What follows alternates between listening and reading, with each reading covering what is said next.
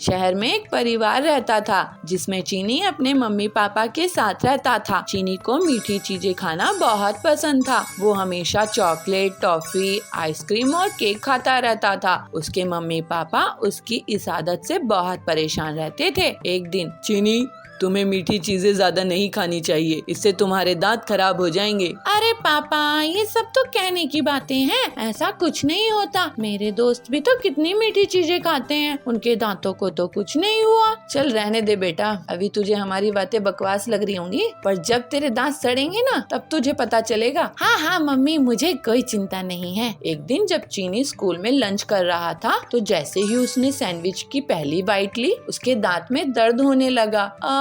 मेरे दांत में तो बहुत तेज दर्द हो रहा है, मुझसे नहीं खाया जाएगा। तभी उसकी दोस्त चिंकी कंगारू उसके पास आती है। अरे चीनी, तुम्हें क्या हुआ? तुम खाना क्यों नहीं खा रही हो? सब ठीक तो है ना? नहीं चिंकी, कुछ भी ठीक नहीं है। मेरे दांत में दर्द हो रहा है और मुझसे कुछ खाया भी नहीं जा रहा। दिखाओ तो। चिंकी चीनी के दांत देखती है। अरे चीनी, तुम्हारे तो एक दांत पूरी तरह सड़ा हुआ है, उसमें कीड़ा लग चुका है। अगर तुमने उसे नहीं निकलवाया तो तुम कुछ भी नहीं खा पाओगे। इसका मतलब इसको उखड़वाना पड़ेगा?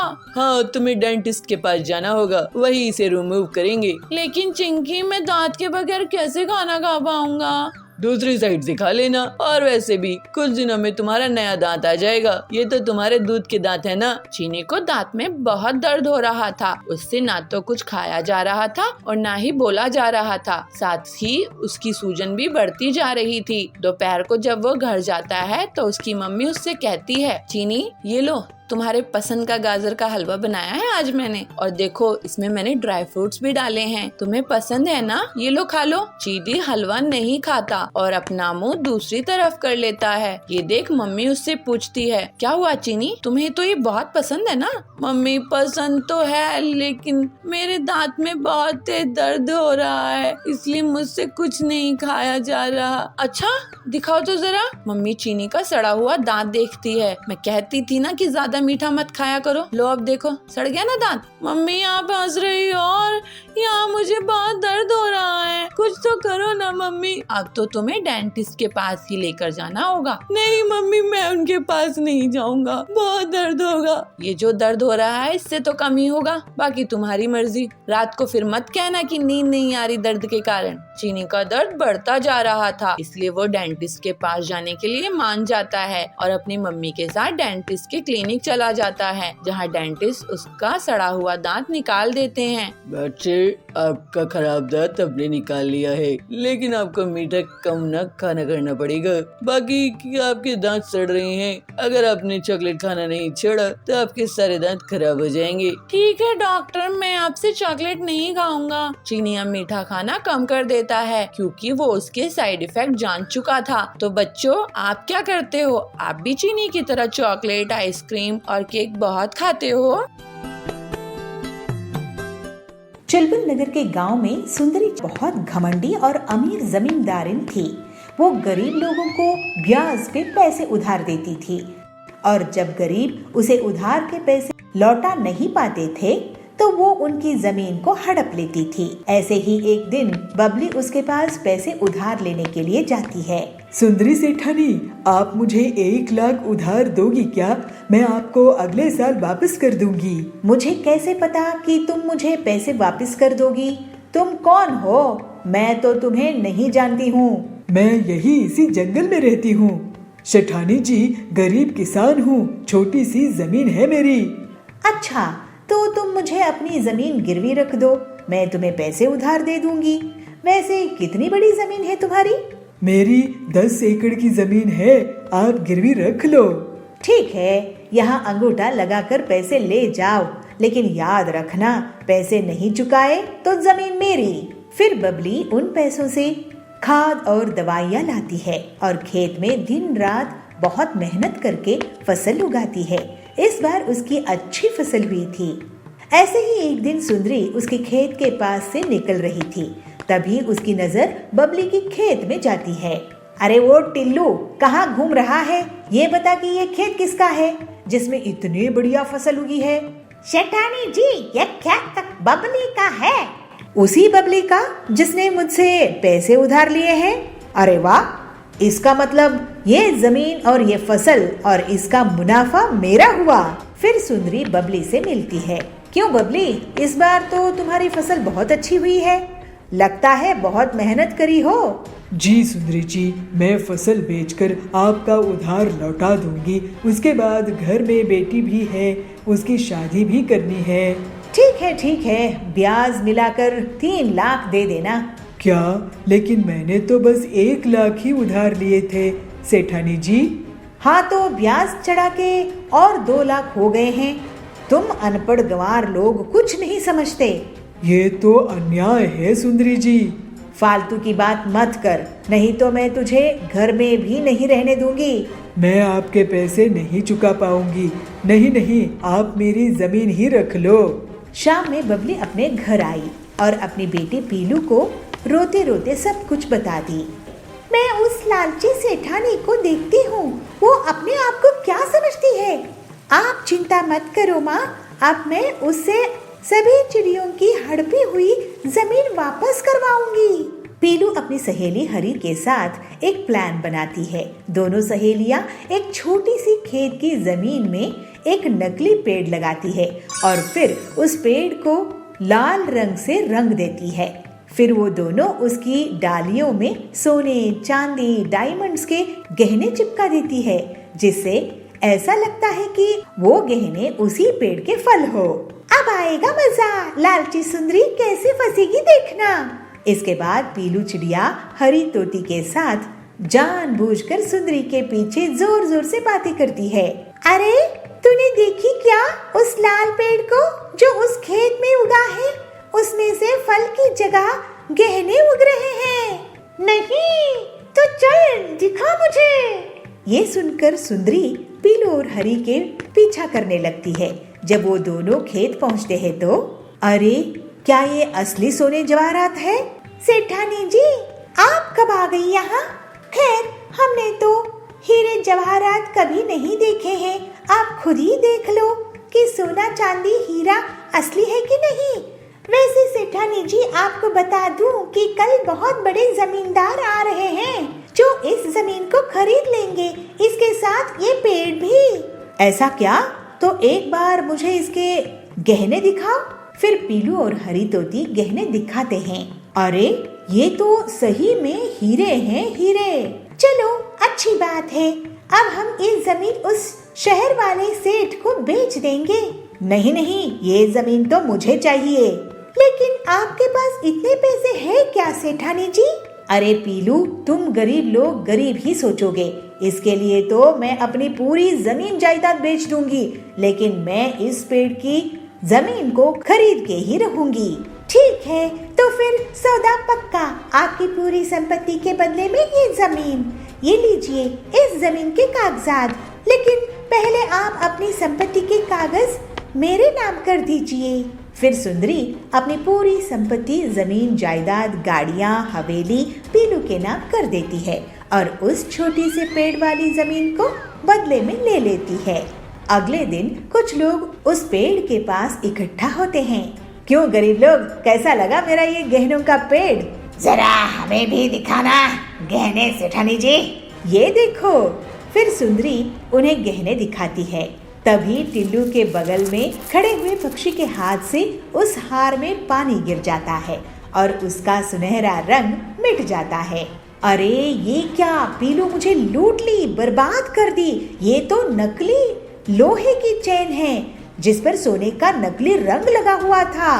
इस तरह से सुंदरी को उसकी धोखाधड़ी की सजा मिल जाती है और पीलू की मदद से बबली और बाकी जंगल के पक्षियों को उनकी लूटी हुई जमीन वापस मिल जाती है। फिर सब खुशी खुशी रहने लगते हैं।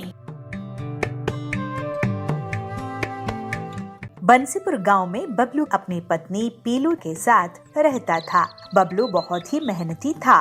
वो साल भर मेहनत करके किसानी करता था, अपनी फसल बेचकर अपना घर चलाता था। पीलू, इस बार मैंने आलू की फसल बोई है और खाद और सिंचाई का भी खास ख्याल रखा है। तुम देखना इस बार बहुत बढ़िया फसल होगी। भगवान करे ऐसा ही हो, नहीं तो अगर पिछले बार की तरह हमारी फसल बर्बाद हो गई तो हम जीने लायक नहीं बनेंगे। हमारे ऊपर वैसे ही बहुत उधार है। पीलू के घर के पास ही सुंदरी रहती थी। वो पीलू की गरीबी का मजा लेती थी। पीलू बहन, बबलू भाई, ये मैं क्या सुन रही हूँ? आप लोगों के ऊपर इतना उधार है। ऐसा करो पीलू बहन, मेरे घर आज कुछ मेहमान आने वाले हैं। तुम शाम में आके खाना बना देना। इसी बहाने तुम्हें थोड़ा सा पैसा भी दे दूंगी और तुम्हें भी पैसे देखने को मिलेगा, है ना? पीलू को सुंदरी की बातें बहुत खराब लगती है। वो हर बार उनकी गरीबी का मजाक उड़ा के चली जाती थी। ऐसे ही एक दिन बबलू अपने खेत जाता है। वो देखता है कि उसकी आलू की फसल बहुत बड़ी हो गई है, लेकिन जब वो एक पौधे को निकाल कर देखता है तो पता है कि उसमें आलू नहीं उगा है। इसी तरह वो सारे पौधे देखता है, लेकिन किसी में भी आलू नहीं उगे।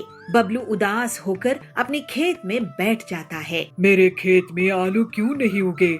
ऐसे तो मैं बर्बाद हो जाऊंगा। मेरे खेत में आखिर फसल क्यों नहीं होती है? ऐसे ही सोचते बबलू रोने लगता है। जैसे ही उसके आंसू मिट्टी में गिर जाते हैं तो अचानक से खेत में सोने के आलू उग जाते हैं। अरे भगवान, तेरे बहुत बहुत शुक्रिया। मेरे खेत में तो सोने के आलू उगाए हैं। अब मेरी गरीबी दूर हो जाएगी। फिर बबलू एक बोरी में सोने के आलू भर लेता है और घर लेकर जाता है। बबलू एक सोने का आलू बेचकर घर का राशन ले आता है और पूरा कर्ज भी चुका देता है। लेकिन वो सोने के आलू वाली बात पीलू को नहीं बताता है। एक दिन सुंदरी उसके घर आती है। क्या हुआ, इस बार तुम लोग आलू की फसल नहीं बेच रहे हो क्या? इस बार भी तुम्हारी फसल बर्बाद हो गई है? ऐसा है तो तुम लोग तो सड़क पर आ जाओगे। नहीं, इस बार फसल बहुत अच्छी हुई है। नहीं नहीं पीलू, बबलू इस बार फसल बिकाने के लिए बाजार गया ही नहीं। अब तुम ही सोचो कि तुम्हारा आगे क्या होगा। बबलू जब घर लौटता है तो पीलू उससे पूछती है, पड़ोसन कह रही थी कि आप इस बार शहर के जंगल में आलू बेचने के लिए नहीं गए थे। अगर हमारी आलू की फसल हुई ही नहीं है तो अपने घर का राशन कहाँ से लेकर आए हो? इसके बाद बबलू पीलू को सोने के आलू से भरी हुई एक बोरी दिखाता है। खिड़की में से सुंदरी भी उस सोने के आलू की बोरी को देख लेती है। अरे, इनके पास तो बोरी भरकर सोना है, ये तो मेरे पास होना चाहिए। ऐसा सोचकर वो उनके घर जाती है। तुम दोनों गरीबों को खाना नसीब हो रहा होगा। ऐसा करो, तुम मेरे घर खाना खाने आ जाओ। सुंदरी को पीलू और बबलू मना नहीं कर पाते हैं और उसके घर चले जाते हैं। वहाँ सुंदरी उन्हें बहुत बड़ी थाली परोसकर लेकर आती है और उन्हें खाने के लिए देती है। जब दोनों पति पत्नी खा रहे होते हैं, वो चुपचाप उनके घर चली जाती है और सोने के आलू चुराने की कोशिश करती है। लेकिन जैसे ही वो आलू उठाती है, एक आलू पत्थर में बदल जाता है और उसके पैर पर गिर जाता है। उसके चीखने की आवाज सुनकर पीलू और बबलू वहाँ जाते हैं। सुंदरी वहाँ से भाग जाती है। तभी तो मैं सोचूं कि हमेशा हमारी गरीबी का मजाक उड़ाने वाली हमें आज दावत क्यों दे रही है? हमारे पीछे से हमारी सोने की आलू चुराना चाहती थी। ये सुंदरी बहुत लालची है। इसके पास सब कुछ है, लेकिन ये लालच करना नहीं छोड़ती है। इसी वजह से ये आलू पत्थर में बदल गया था। हाँ बबलू जी, आप सही कह रहे हो, लेकिन ये आलू जब तक हमारे घर में रहेंगे, ये हमारे लिए मुसीबत के बीज बन जाएंगे। चलिए इन्हें खेत में गाड़ कर छुपा देते हैं। फिर दोनों पति पत्नी खेत में सोने के आलू छुपा देते हैं। बंटी बहुत मेहनती और ईमानदार था। इसी वजह से उसकी शुद्ध भावनाओं में निकले आंसू से सोने के आलू खेत में उग आए थे। वहीं दूसरी तरफ सुंदरी का मन काला था। इसी वजह से उसके छूते ही सोने के आलू पत्थर में बदल गए। अब बबलू और पीलू की गरीबी दूर हो गई थी और वो दोनों खुशी खुशी रहने लगे। विद्यापुर नाम के गांव में पीलू चिड़िया रहती थी। उसका बेटा बबलू और बहू बबली वो भी उसी के साथ रहते थे। लेकिन बबलू और बबली को बूढ़ी पीलू का साथ रहना पसंद नहीं आता था। पीलू की एक बेटी थी, उसका नाम हरी था। हरी की बड़े शहर में शादी हो चुकी थी। शादी के बाद से वो बहुत घमंडी हो गई थी और अपने मायके वालों से ज्यादा बातचीत नहीं करती थी। एक दिन बबलू कहता है, माँ मेरी बात सुनो, मेरी कमाई बहुत कम हो चुकी है और महंगाई बहुत ज्यादा। मैं तुम्हारा खर्चा वर्चा नहीं उठा पाऊंगा और गांव में हमारा कोई रिश्तेदार भी नहीं है जहां मैं आपको छोड़ कर आ सकूं। मेरी पूरी कमाई घर चलाने में ही चली जाती है। मुझे बच्चे होंगे तो उन्हें स्कूल कैसे भेजूंगा, ये भी मैं सोचता रहता हूँ। तुम ऐसा करो कि कुछ दिन हरी दीदी के यहाँ चली जाओ। तो पीलू कहती है, बेटा अपनी बेटी के ससुराल में माँ का रहना अच्छी बात नहीं है, लेकिन तुझे तकलीफ ना हो तो मैं ही ये तकलीफ उठा लेती हूँ। फिर पीलू अपनी बेटी के ससुराल चली जाती है। पीलू अपनी बेटी को कहती है, बेटी हरी, क्या मैं तेरे घर कुछ महीने रुक सकती हूँ? वो क्या है ना, बबलू की कमाई कम हो गई है तो वो मुझे तेरे यहाँ रुकने के लिए कह रहा है। तो हरी कहती है, अरे माँ, मैं तो अपने पति के साथ आज ही अपनी ननद की शादी में विदेश जाने वाली हूँ, मैं तुम्हें यहाँ कैसे रख सकती हूँ? पीलू ये सुनकर बहुत दुखी होती है, वो रोने लगती है। हे भगवान, इस बुढ़ापे में मेरे बच्चे कैसे हैं जो मुझे सहारा नहीं दे सकते हैं। मुझे अपने हाल में ही छोड़ दिया है, लेकिन मैं भी हिम्मत नहीं हारूंगी। फिर थोड़ी देर में कुछ सोचकर वो एक सुनार के पास जाती है और पीलू वहाँ पे कहती है, सुनार भैया, आप ये मेरे कान के सोने की कुंडल गिरवी रख लो और मुझे इसके कुछ पैसे दे दो। तो सुनार कहता है, इस कुंडल के तो मैं आपको 5,000 ही दे पाऊंगा पीलू बहन। पीलू उन 5,000 को लेकर एक छोटी सी किराए की झोपड़ी में चली जाती है और मन में सोचती है, इन पैसों से तो 1 महीने का गुजारा हो जाएगा, उसके बाद मेरे पास खाने के लिए भी पैसे नहीं बचेंगे और मैं मुसीबत में पड़ जाऊंगी। मुझे काम शुरू करना चाहिए, लेकिन इतने पैसों से मैं सिर्फ लड्डू बनाने का काम ही शुरू कर सकती हूँ। फिर अगले ही दिन से पीलू बूंदी के लड्डू बनाकर गांव में एक स्कूल के बाहर बेचने लगती है। पीलू आवाज लगाती है, बूंदी के लड्डू ले लो, बूंदी के लड्डू, गर्मा गर्म बूंदी के लड्डू, मीठे मीठे बूंदी के लड्डू। वहाँ पर सुंदरी आती है, बहन बूंदी के लड्डू कितने की है? तो पीलू कहती है, सिर्फ 20 रुपए की 4। तो सुंदरी कहती है, मुझे पहले एक चखने के लिए देना। तो सुंदरी एक लड्डू खाती है और कहती है, वाह बहन, तुमने तो कमाल के बूंदी के लड्डू बनाए हैं, ये लो पैसे, मैं और भी लोगों को तुम्हारे पास भेजूंगी। गरीब को इतना स्वादिष्ट और अच्छा बूंदी के लड्डू नसीब नहीं होता है, वो सब बहुत खुश होंगे। घर लौटते समय पीलू को 2 गरी मिलती है। पीलू उन दोनों चिड़ियों को भी बूंदी के लड्डू दे देती है।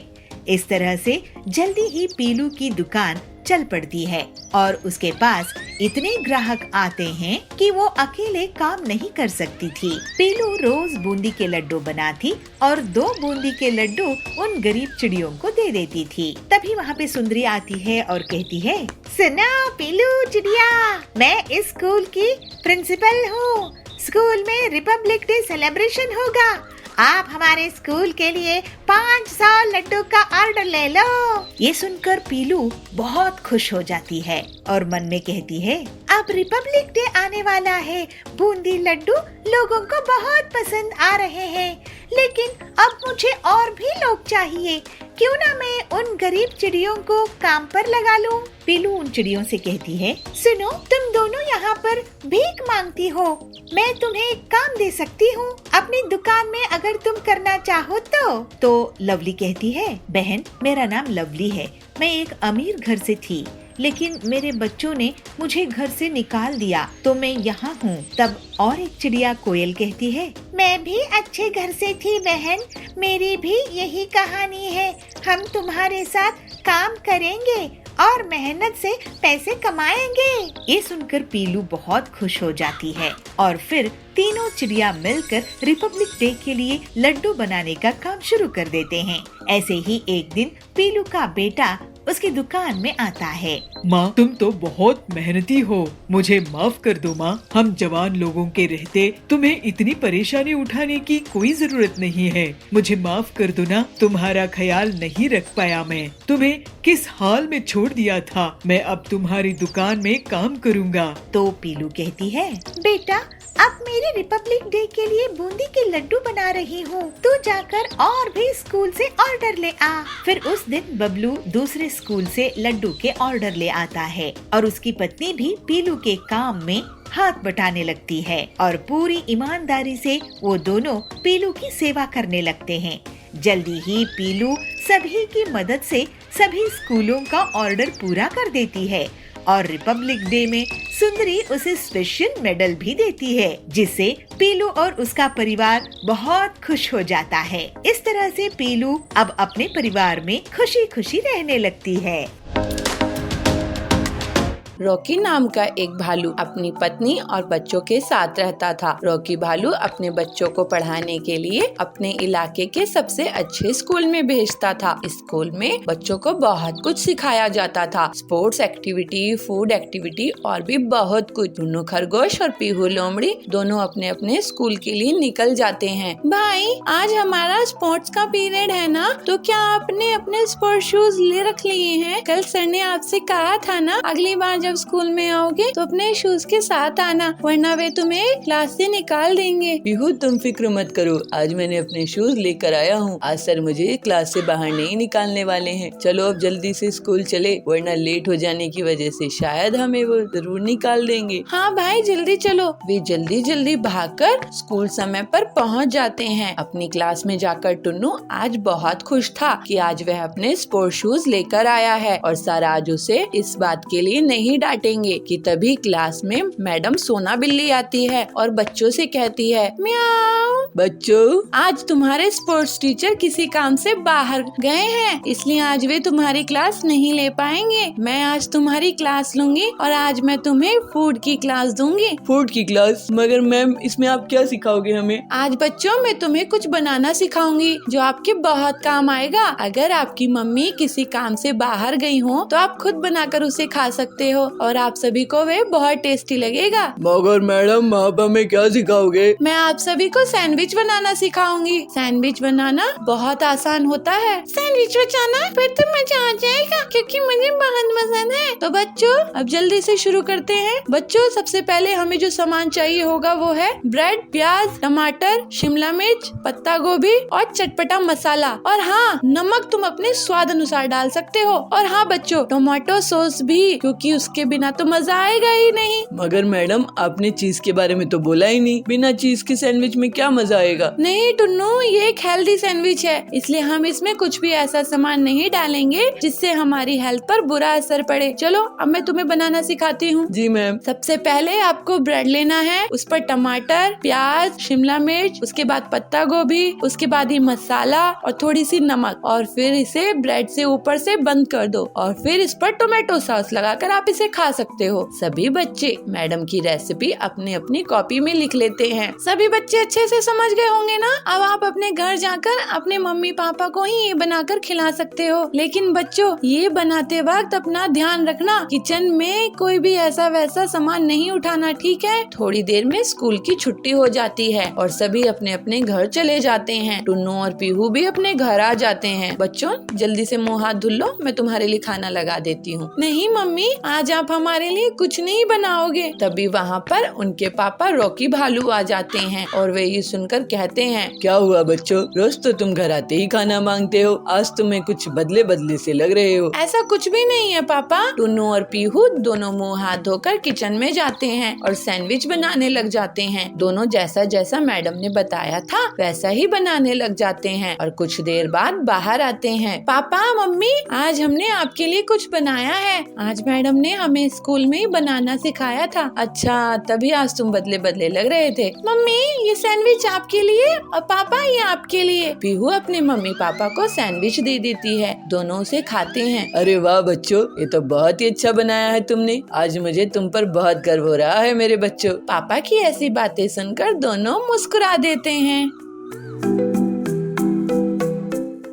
एक शहर में चीनू नाम का बंदर अपनी बहन सिम्मू और मम्मी पापा के साथ रहता था। उनके स्कूल में उन्हें उनके टीचर ने पेड़ों का महत्व बताया और उन्हें पेड़ लगाने के लिए कहा। पापा, हमें आंगन में पेड़ लगाने चाहिए। हमारे टीचर ने हमें बताया कि पेड़ बहुत जरूरी होते हैं और इनसे हमें फल और ऑक्सीजन मिलती है। सही कहा बच्चों, तुम्हारे टीचर ने तुम्हें सब सच ही बताया। वैसे तुम बताओ, तुम किस किस का पेड़ लगाना चाहते हो? पापा, मैं तो अनार का पेड़ लगाना चाहता हूँ। पापा, मैं आम का, क्योंकि मुझे आम खाने को मिल जाएंगे ना। ठीक है, कल हम सभी आंगन में पेड़ लगाएंगे। अगले दिन पापा मम्मी बच्चों के साथ मिलकर पेड़ लगाते हैं। सिम्मू और चीनू सबसे पहले मिट्टी खोदते हैं और उसमें एक एक करके पेड़ बो देते हैं और फिर उसके ऊपर पानी भी डाल देते हैं। पेड़ों को पानी देने के बाद सिम्मू और चीनू घर आ जाते हैं और अपनी पढ़ाई करने लगते हैं। ऐसे ही रात हो जाती है। भाई, कल सुबह तक मेरा पेड़ बड़ा हो जाएगा ना? पता नहीं सिम्मू। तभी उनकी मम्मी उनके पास आती है। बच्चों, ये पेड़ इतनी जल्दी नहीं बढ़ते, इन्हें बढ़ने में टाइम लगता है। और चलो, अब बहुत रात हो गई है, तुम भी सो जाओ। बच्चे सो जाते हैं, पर सिम्मू अपने आमों के बारे में सोच रही थी। तभी वो देखती है कि उसका आम का पेड़ तो बहुत बड़ा हो गया है और उस पर तो बड़े बड़े आम भी आने लगे हैं। ये देख सिम्मू बहुत खुश हो जाती है। तभी पेड़ कहता है, सिम्मू, तुम बहुत अच्छी लड़की हो और तुमने मेरा बहुत ख्याल रखा है, इसलिए तुम मेरे आम खा सकती हो। जितना खाना चाहो उतना खा सकती हो। सच में? सिम्मू जैसे ही एक आम तोड़ने लगती है तो वो देखती है कि बहुत सारे पक्षी उस पेड़ पर आकर बैठ गए हैं और उस पेड़ के आमों को खाए जा रहे हैं और खाते खाते सारे आम खा जाते हैं। सिम्मा, सारे आम तो ये पक्षी खा गए, मुझे माफ कर दो, मैं तुम्हें अब एक भी आम नहीं दे सकता। लेकिन मैंने तो पेड़ लगाया था ना, तुम्हें जीवन दान दिया था और मुझे ही तुम आम खाने से मना कर रहे हो। ये सही बात नहीं है पेड़। सिम्मू रोने लगती है। तभी उसकी मम्मी उसको नींद से जगाती है। अरे सिम्मू, तुम रो क्यों रही हो? क्या हुआ मेरी बच्ची? मम्मी, मैंने देखा मेरे आम का पेड़ बोल रहा है और मुझसे बात कर रहा है और उस पर आम भी आ गए हैं। लेकिन मम्मी, पक्षी मेरे पेड़ के सारे आम खा गए और मेरे लिए एक आम तक नहीं छोड़ा।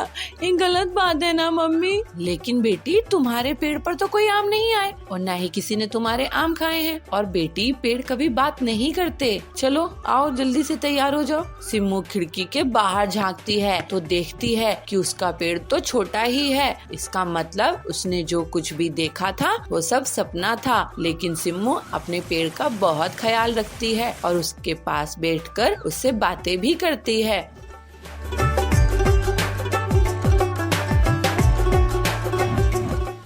चीनू और पिंकी दोनों भाई बहन हैं और अपने मम्मी पापा के साथ रहते हैं। आज चिल्ड्रंस डे है, इसलिए सुबह सुबह उनके मम्मी पापा उनके पास आते हैं। हैप्पी चिल्ड्रंस डे बच्चों, आज बताओ क्या खाओगे? मैं तुम्हारी पसंद का ही खाना बनाऊंगी। मम्मी, आप आलू का पराठा बना दो, मुझे वो बहुत पसंद है। और चीनू, तुम? मैं भी आलू का पराठा खा लूंगा, मुझे भी तो ये बहुत पसंद है। बाकी तो आज स्कूल में पार्टी रखी ही गई है, वहाँ भी तो बहुत कुछ खाने को मिलेगा। चलो बच्चों, जल्दी से स्कूल के लिए तैयार हो जाओ, मैं तुम्हें स्कूल छोड़कर आ जाता हूँ। दोनों बच्चे नहा धोकर जल्दी से तैयार हो जाते हैं। तब तक उनकी मम्मी आलू के पराठे बना देती है। दोनों पराठे खाकर स्कूल के लिए पापा के साथ निकल जाते हैं। पापा दोनों को स्कूल में छोड़ देते हैं। बच्चों, आज खूब मस्ती करना, आज तुम्हारा ही दिन है। बाकी मेरी तरफ से भी हैप्पी चिल्ड्रंस डे। पापा ऐसा कहकर अपने ऑफिस के लिए निकल जाते हैं और चीनू और पिंकी अपनी क्लास में जाकर बैठ जाते हैं, जहां वो देखते हैं कि आज उनकी क्लास बहुत ही सजी हुई है। फूल, मालाएं और रंगोली बनी हुई है। कुछ देर बाद उनके क्लास टीचर उनके पास आते हैं और उनसे कहते हैं, बच्चों,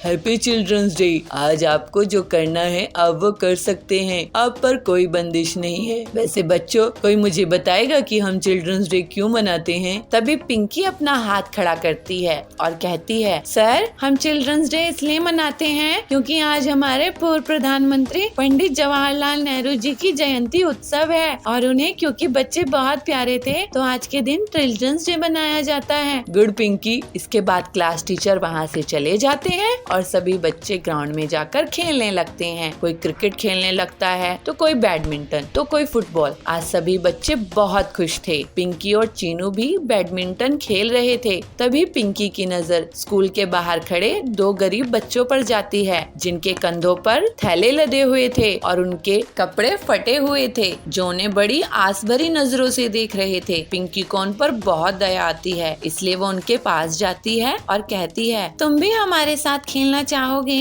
नहीं नहीं, किसी ने देख लिया तो बहुत मार पड़ेगी। नहीं, तुम्हें कोई नहीं मारेगा, चलो हमारे साथ। चीनू और पिंकी उन दोनों बच्चों को स्कूल के अंदर ले आते हैं और उन्हें भी अपने साथ खिलाते हैं और खाने के लिए मिठाई और चॉकलेट भी देते हैं। अब हम चलते हैं, हमें कबाड़ इकट्ठा करना है। अगर कबाड़ इकट्ठा नहीं किया तो बहुत मुसीबत हो जाएगी, हमें खाना भी नहीं मिलेगा। क्या तुम स्कूल नहीं जाते?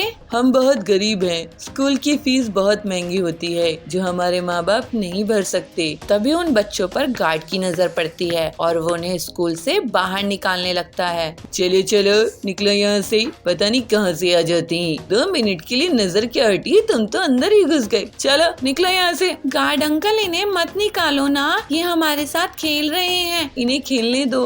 अरे बेटी, इन्हें बाहर नहीं निकाला तो मुझे काम से निकाल दिया जाएगा। तभी चीनू के क्लास टीचर उनके पास आते हैं। कोई तुम्हें काम से नहीं निकालेगा, ये भी बच्चे हैं, इनका भी खेलने का मन करता है, खेलने दो इन्हें। बच्चों, तुम स्कूल में पढ़ना चाहोगे? बच्चे ये सुनकर बहुत खुश हो जाते हैं। शिक्षा पर सभी का हक है और कल तुम अपने माँ बाप को स्कूल लाना, मैं उनसे बात करूंगा और तुम्हारी पढ़ाई का खर्च खुद ही उठाऊंगा। बच्चे ये सुनकर बहुत खुश हो जाते हैं, साथ ही चीनू और पिंकी भी, क्योंकि उन्हें नए दोस्त जो मिल गए थे, इसलिए वो सभी मिलकर खेलते हैं और चिल्ड्रंस डे का सही फायदा उठाते हैं।